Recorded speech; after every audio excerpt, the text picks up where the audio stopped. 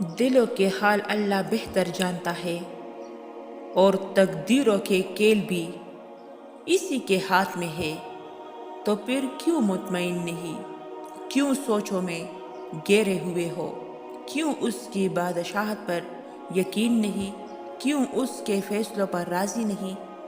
جب اللہ جانتا ہے کس وقت کیا بہتر ہے، تو پھر دل میں وسوسوں کا سوال ہی پیدا نہیں ہونا چاہیے۔ اگر ابھی بھی سوچوں میں ڈوبے ہوئے ہو، دل بے چین ہے، تو سمجھ جاؤ تم دل سے راضی نہیں اس کے فیصلوں پر۔ صرف زبان سے کہہ دینا توکل نہیں، بلکہ زبان کے اقرار سے پہلے دل سے راضی ہونا توکل ہوتا ہے۔ ہم کہتے ہیں کہ اللہ تو ہم سے 70 ماؤں سے زیادہ پیار کرتا ہے، تو وہ ہمیں آزمائش کیوں دیتا ہے؟ ہم کہتے ہیں نا کہ اللہ تو جانتا ہے کہ ہمیں کس چیز کی خواہش ہے، تو انتظار ہی کیوں کرواتا ہے؟ بن مانگے کیوں نہیں عطا کرتا؟ ارے ذرا یہ سوچو آپ کہ اگر یہ معمولی سی آزمائش نہیں بھی آتی تو اللہ سے کیسے جڑ پاتے آپ؟ اگر دعا نہیں ہوتی تو اللہ سے ہم کلام کیسے ہو پاتے؟ اللہ پاک مختلف ذریعوں سے آزماتے ہیں، کبھی لے کر تو کبھی دے کر، لیکن یاد رکھیں آزماتے انہی کو ہے جنہیں اپنے قرب سے نوازتے۔ آزمائش ایک طرح سے آپ کو مضبوط کرنے کے لیے بھی آتی ہے، جو کہ بہت ضروری ہوتا ہے۔ اللہ جانتا ہے کہ بہت کمزور ہو آپ، اس لیے انہی چیزوں کے ذریعے آزماتا ہے جو آپ کی من پسند ہوتی ہے۔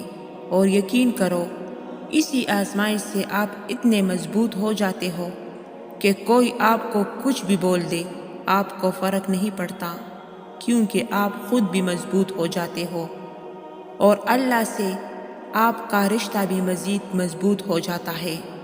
تو پھر آپ سب کچھ اللہ پر چھوڑ کر بے فکر ہو جاتے ہو۔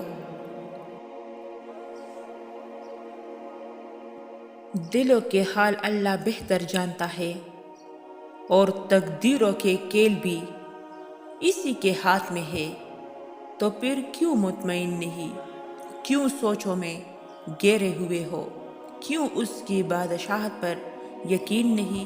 کیوں اس کے فیصلوں پر راضی نہیں؟ جب اللہ جانتا ہے کس وقت کیا بہتر ہے، تو پھر دل میں وسوسوں کا سوال ہی پیدا نہیں ہونا چاہیے۔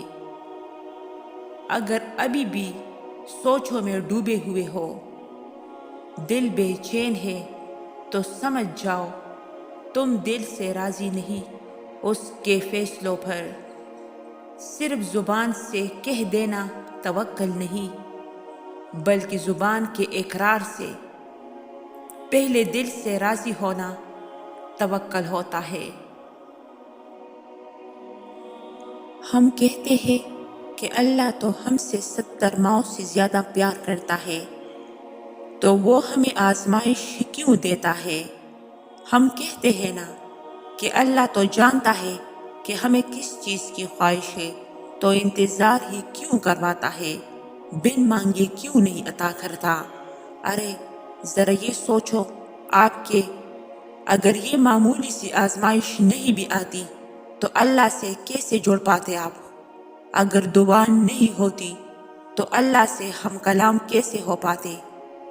اللہ پاک مختلف ذریعوں سے آزماتے ہیں، کبھی لے کر تو کبھی دے کر، لیکن یاد رکھیں آزماتے انہی کو ہے جنہیں اپنے قرب سے نوازتے۔